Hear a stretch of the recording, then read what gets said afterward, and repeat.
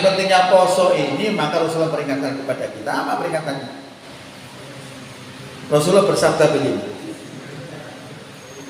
kam min so'imin laisa min siyamihi ilal ju'i wal atos. Berapa banyak orang berpuasa tidak mendapatkan apa-apa daripada puasanya itu kecuali hanya lapar dan dahaga. Ini yang berbahaya. Awas ngempet sembarang kali. Akhirnya apa? Tidak dapat apa-apa. Substansi poso menjadi takwa tadi nol. Sing dolei, sing oleh cuma ngelak sampai lesu. Rugi besar. Kenapa terjadi seperti itu? Boleh jadi karena kita tidak mengerti aturan-aturan dalam Ramadan itu. Boleh jadi niatan kita salah. Ya, kalau niatan itu salah, apa yang terjadi? Tidak diterima sebagai amal ibadah. Walaupun poso kita laksanakan dengan sempurna, subuh gak mangan sampai maghrib, diatur semua sempurna. Tapi kalau niatnya tidak lillah, tidak diterima sebagai amal ibadah. Contoh Quran menjelaskan begini. Fawailul lil musallin alladzina hum an sholatihim sahun alladzina hum yura'un. Neraka wel orang yang sholat. Wong sholat itu neraka. Apa maneh gak sholat itu? Lagi sholatnya neraka. Kenapa kok dikatakan neraka? Karena lalai dan riya.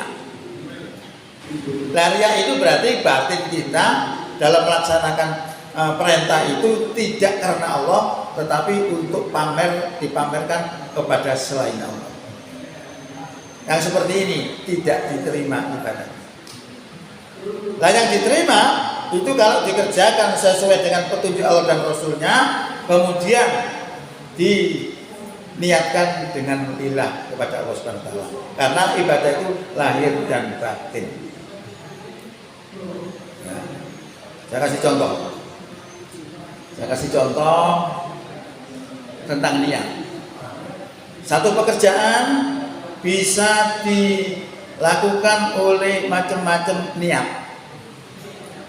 Nah, niatan ini nanti akan mempengaruhi diterima atau tidak amalan itu.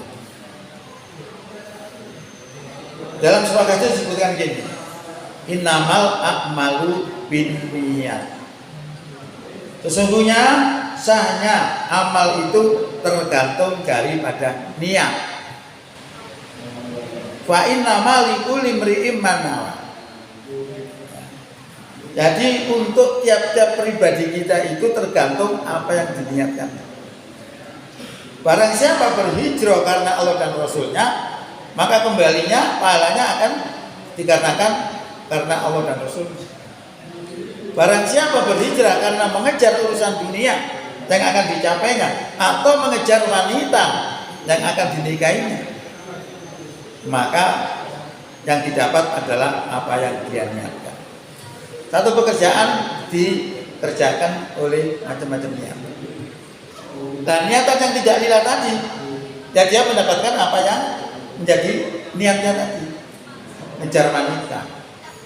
Jadi ada seorang wanita tapi orang itu beriman, ikut hijrah Rasulullah. Lah pacare dhek iki. Ya, kalau ada kurang iman, tapi dhek melu hijrah. Lah hijrahnya bukan karena Allah, tapi karena ngejar wanita itu tadi. Yang didapatkan ya wanita itu tadi. Ini masalah niat. Saya kasih contoh lagi, satu niat sangat penting untuk diperhatikan. Orang itu bisa jatuh pada kehancuran. Di dalam ajaran Islam, orang yang mati di dalam perang fisabilillah itu menjadi syahid. Kalau syahid, maka dia masuk surga tanpa hisab. Luar biasa. Bahkan dalam Quran disebutkan begini. Quran surat 3 ayat 169 bahwa jangan kamu menyangka bahwa orang yang gugur di jalan Allah itu mati. Bahkan mereka itu hidup dan mendapatkan rezeki. Nah, tersebutlah seorang bernama Qotsman. Qotsman ini orang Madinah. Dia ikut berperang rombongannya Rasulullah itu untuk perang membela agama. Nah, saat itu Qotsman tadi gugur. Nah, karena orang beriman ngerti kalau orang gugur di jalan Allah, berperang di jalan Allah, maka menjadi syahid, kemudian masuk surga tanpa hisab. Wah, dilulukan, disanjung-sanjung dan sebagainya. Setelah Rasulullah mendengar itu, apa yang terjadi? Rasulullah mengatakan, bahasa kita itu finnar. Maka orang itu masuk neraka. Loh, kok bisa? Para sahabat gak terima ini. Banyak yang ngerundel begitu. Kenapa? Seperti itu. Dia sudah dengan gagah berani membela agama Allah, kok matinya masuk neraka. Nah, setelah mendengar itu Rasulullah menjelaskan bahwa ketika Qotsman berperang itu dia mendapatkan luka yang serius, yang parah, sakit sekali. Nah, dia tidak bisa menahan sakitnya itu. Lalu dia ambil pedang ini lalu ditancapkan ke dadanya, ditusukkan, lalu dia meninggal dunia. Jadi Qotsman tadi meninggalnya bukan dibunuh musuh, tapi karena bunuh diri. Nah, yang begini-begini saya sempat nggak tahu. Ya, makanya Rasulullah mengatakan finnar, masuk neraka. Lagi pula niatnya Qotsman tadi itu tidak lillah. Ketika dia keluar dari Madinah, dia bersumpah, demi Allah, saya berperang ini bukan karena agama, tapi saya berperang ini karena membela kehormatan penduduk Madinah. Ternyata niatnya salah, bukan lillah, dan yang dilakukan juga salah, bunuh diri. Makanya Rasulullah katakan finnar. Coba ini masalah apa? Niat. Makanya niat itu jadi penting di dalam setiap tubuh dia. Makanya Rasulullah sendiri tadi juga mengatakan berapa banyak orang yang berpuasa tidak mendapatkan apa-apa daripada puasanya itu kecuali hanya lapar dan dahaga. Coba ya. Ya. Ini yang penting bagi kita supaya kita itu memperhatikan masalah niat. Kita tata kembali niatan kita. Barangkali sekarang ini ada niatan, wis aku tak sore aja diarani karo pacarku aku wong alim. Bisa saja. Nah, itu kita rubah sekarang. Kita rubah lillah.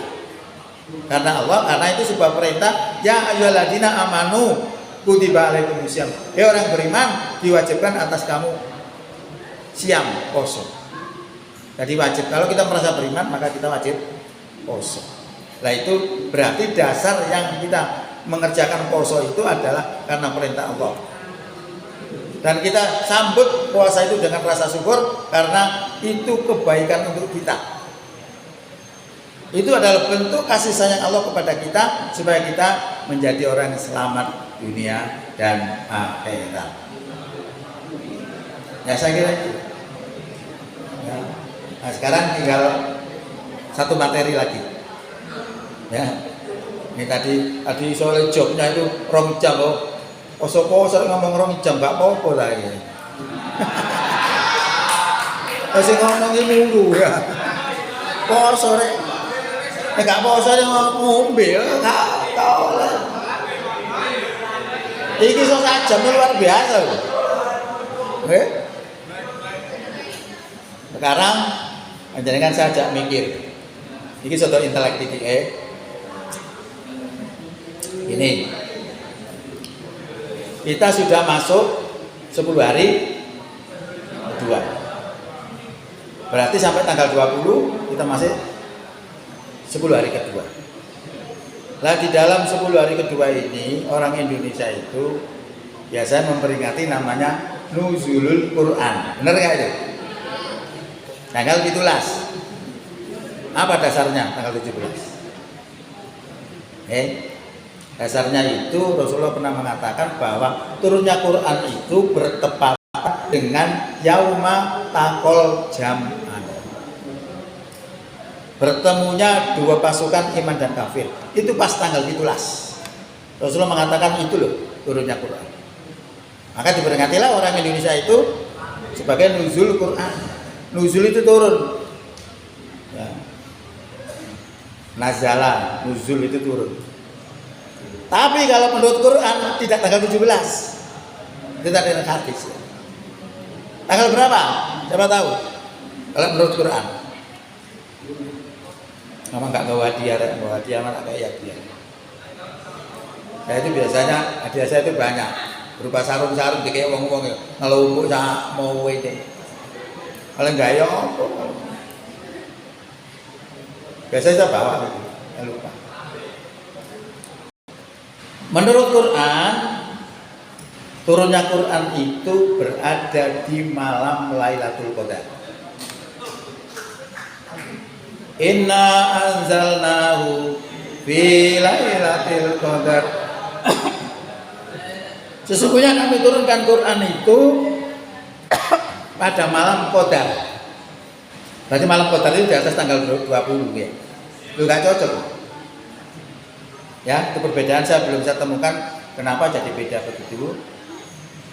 Tapi yang jelas Quran itu diturunkan di dalam bulan Ramadan. Syahrul Ramadan alladzi unzila fihil Quran. Ya, Quran itu diturunkan di dalam bulan Ramadan yang berfungsi sebagai apa? Hudal linnas, petunjuk bagi manusia. Kita manusia, sudahkah kita menggunakan petunjuk Quran sebagai jalan hidup kita? Ya. Wa bayyinatin minal huda wal furqan, dan memberi penjelasan tentang petunjuk itu dan pembeda antara yang hak dan yang batil. Itu adalah fungsi. Okay. Nah, kalau anda ingat sejarah Islam, turunnya Quran itu berapa tahun? Ada yang tahu? Oh, itu dikatakan tanggal 17 atau tanggal di atas 20. Padahal kalau kita lihat sejarah, turunnya Quran itu 22 tahun lebih. Dimulai dari apa? Iqra. Iqra bismi rabbikal ladzi khalaq. Khalaqal insana min 'alaq. Iqra wa rabbukal akramul ladzi 'allama bil qalam. Itu ayat pertama turun. Ayat yang terakhir ayat apa? Surat Al-Maidah ayat 3. Al-yauma akmaltu lakum dinakum wa atmamtu alaikum nikmati wa raditu lakumul Islam dinan. Pada hari ini telah aku sempurnakan Islam sebagai agama untuk kamu, dan aku cukupkan nikmatku, dan aku ridho Islam sebagai agama bagi kamu. Sehingga Umar bin Khattab setelah mendengar ayat ini, dia bisa mentafsirkan kalau agama sudah sempurna, maka tugas Rasulullah selesai. Ya. Ternyata betul 2 bulan kemudian Rasulullah meninggal dunia. Ini nanti disebut tafsir isyari. Tidak semua orang bisa mentafsir isyari. Ya. Tapi coba lihat Quran yang Anda pegang itu sekarang. Dimulai dari apa? Fatihah ya. Terakhir ya Kak Iso. Terakhir An-Nas. Ya toh? Qul a'udzu birabbin nas, malikin nas, ilahin nas, min syarril waswasil khannas. Ini aja kita kan nggak tahu. Hebat itu. Sajaknya apa? Mata di sini kabeh. Nanti saya tunjukkan Quran sebagai mukjizat itu apa sih? Ya. Loh kok beda? Quran yang Anda pegang itu tertulis dari Fatihah sampai Nas, sedangkan sejarahnya dimulai dari Iqra sampai surat 5 ayat 3. Kok gak ditulis dari Iqra sampai surat 5 ayat 3? Kalau Anda bisa memahami itu, berarti Anda memahami Islam. Nah, karena banyak tidak memahami seperti itu, akhirnya di dalam Quran itu isinya apa? Dalam Quran itu isinya adalah moderat dan radikal. Radikal kali digawe, nggak moderat aja.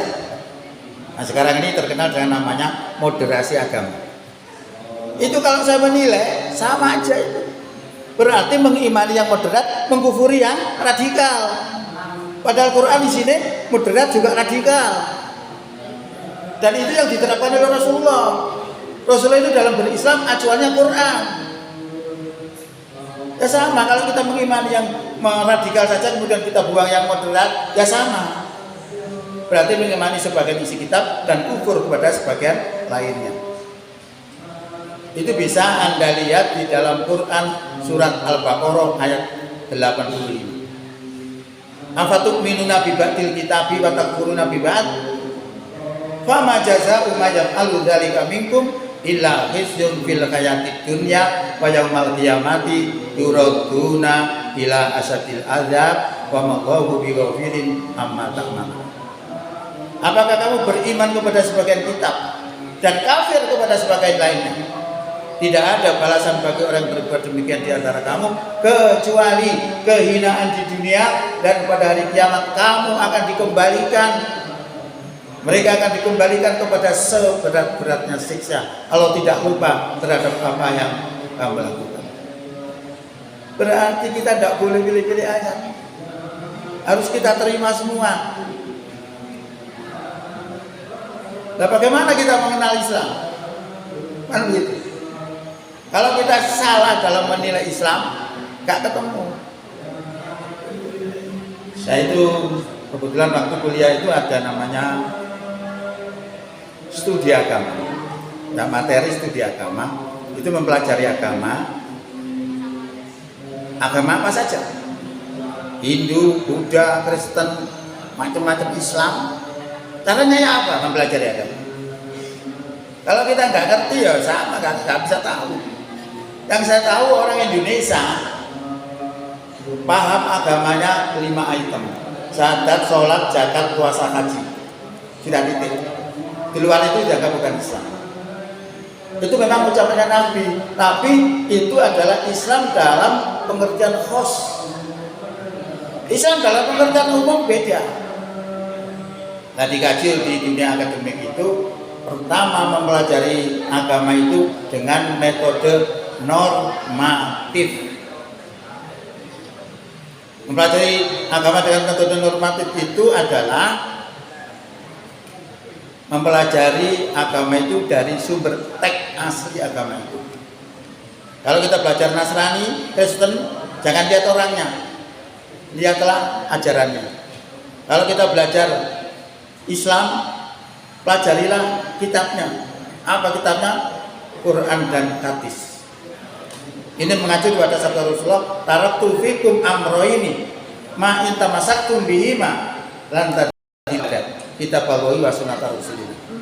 Aku tinggalkan kepada kamu 2 perkara. Jika kamu berpegang pada keduanya, kamu tidak akan tersesat abadan selamanya. Nah, bagi Indonesia ngarani abadi. Quran dan Sunnah. Kalau kita pelajari Quran dan Sunnah ini, maka akan ketemu ajaran Islam itu 3 garis besar. 1 masalah akidah. Akidah berbicara masalah keimanan, termasuk masalah lawan-lawan keimanan. Yang kedua masalah syariah. Syariah ini ada yang berkaitan hubungannya dengan kita dengan Allah. Ada hubungan kita manusia dengan manusia. Ini syariah. Ya. Nah, syariah yang hubungan manusia dengan manusia ini termasuk dalam mengatur negara, dalam memberikan sanksi-sanksi pidana. Itu ada semua. Itu Islam. Bagaimana memilih pemimpin. Nah, kalau kita berpaham syahadat, sholat, zakat, puasa, haji, pemilu nggak masuk. Padahal masuk. Milih pemimpin itu ada. Ya. Nah, kemudian akhlak. Akhlak kita kepada Allah bagaimana, akhlak kita kepada Rasul, akhlak kita kepada orang tua, akhlak kita kepada tetangga, akhlak kita kepada flora dan fauna, bagaimana, semua diatur oleh Islam. Itu Islamnya seperti itu. Tidak dipahami sebagian-sebagian tadi. Memang secara politis memang kita di Indonesia itu agak sulit. Kalau kita kepingin menerapkan Islam yang sesungguhnya, masalah. Kalau kita tidak terapkan, ya masalah. Masalahnya dengan Islam. Kalau kita terapkan semua, masalahnya dengan negara. Nanti maju kena, mundur kena. Mohon maaf ini agak tinggi sedikit ya. Supaya kalian tahu. Saya berharap anak-anak muda itu ngerti, pinter, ngerti masalah-masalah, terutama toleransi, kudu ngerti. Saya menaruh harapan besar kepada pemuda-pemuda, terutama yang berkaitan dengan masalah-masalah yang saya sampaikan ini. Ya. Nah, itu perlunya kita memahami masalah Islam itu dengan benar. Ya. Nah, itu yang harus kita terapkan. Nah, ketika kita terapkan, kita berhadapan dengan undang-undang. Maka dibutuhkanlah ilmu yang namanya tasamuh, ilmu toleransi. Sekarang ini orang banyak menuduh kepada umat Islam dikatakan toleransi. Sakjane. Wong Islam gak perlu diajari toleransi. Karena ajaran Islam sudah toleransi. Nah, kita gak ngerti ajaran Islam toleransi ya, karena kita gak pernah belajar. Coba lihat. Puasa wajib ya. Kalau kita tidak puasa, boleh tidak? Boleh. Alasannya sakit atau bepergian. Kalau kita sakit atau bepergian, boleh tidak puasa. Nanti diganti dengan hari-hari yang lain. Ini namanya toleransi. Kita sholat berdiri ya. Gak usah berdiri dengan duduk, boleh. Itu toleransi. Gak usah duduk berbaring, boleh. Berbaring gak usah gerak, pakai isyarat mata, boleh. Isyarat mata gak iso, berarti disolati. Kan begitu. Ini toleransi. Babi, darah, bangkai, dan binatang yang disembelih dengan menyebut nama selain Allah, haram apa enggak? Nek mangan dosa. Saya bilang enggak. Lu kok ngono? Lho ya, ajaran Islam itu enak. Anda boleh makan itu kalau kondisinya beda. Jadi larangan itu karena situasi. Nek sempurna enggak boleh. Tapi kalau darurat boleh. Contohnya begini ya. Famanit turo wairo bagit wala adin fala ma'alai. Setelah menjelaskan 4 hal makanan tadi haram, lalu Allah mengatakan barang siapa terpaksa memakannya dan dalam memakannya tidak mengharapkan dan tidak melampaui batas, kata Allah, fala isma alaihi, maka tidak ada dosa atasnya. Toleransi ini. Kurangnya apa ajaran Islam? Ya toh? Gini, coba bisa Anda jawab. Ada seorang politikus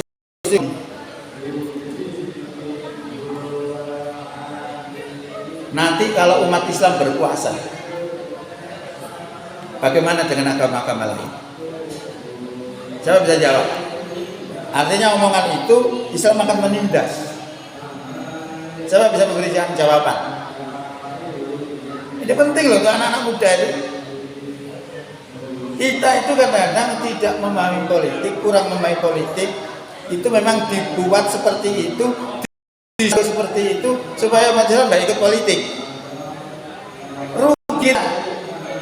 akhirnya menempati orang-orang nggak suka kepada Islam. Kebijakannya akhirnya apa? Mesti tidak merugikan Islam. Coba kalau umat Islam di Indonesia itu mayoritas, kemudian memilih orang Islam yang hebat, luar biasa. Ya. Itu tadi pertanyaan saya. Kira-kira tadi itu apa yang saya tanya? Jadi intinya begini. Intinya kalau kita itu mengenal Islam seperti itu tadi itu, maka kita harus mengetahui ilmu toleransi. Ya. Toleransi yang kata tadi itu, nek umat Islam berkuasa, lalu bagaimana dengan agama-agama lain? Artinya agama lain itu dituduh akan memberangus agama-agama selain Islam. Itu tidak benar. Karena di dalam Quran itu ngomong gini, bilang begini dalam Allah, la ikraha fiddin. Tidak ada paksaan dalam agama. Dan agama ini tidak dipaksa. Itu berarti toleransi. Ajaran Islam luar biasa. Ya. Kemudian bagaimana dengan non-muslim? Apakah kita boleh berhubungan dengan non-muslim? Nah, siapa bisa jawab? Bolehkah kita umat beriman berhubungan baik dengan orang non-muslim? Ini penting. Ya, kalau kita tidak memahami, akhirnya ya terjebak terus. Jadi sebenarnya boleh, asal orang kafir tadi tidak memusuhi umat Islam. Ayatnya di mana? Ayatnya ada di dalam Quran surat 60 ayat 8.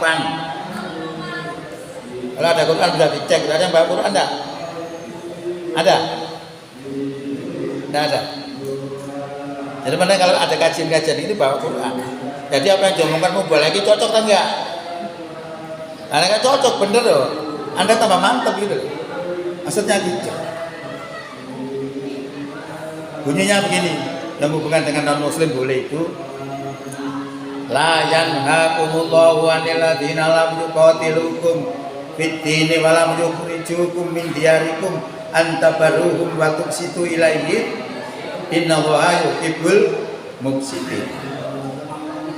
Sesungguhnya Allah tidak melarang kamu untuk berbuat baik dan berlaku adil kepada orang-orang kafir yang tidak memusuhi kamu karena agama dan tidak mengusir kamu dari kampung halamanmu.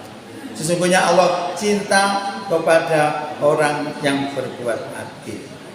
Boleh. Makanya penduduk di Madinah dulu ketika Rasulullah jadi presiden, penduduknya bukan iman semua.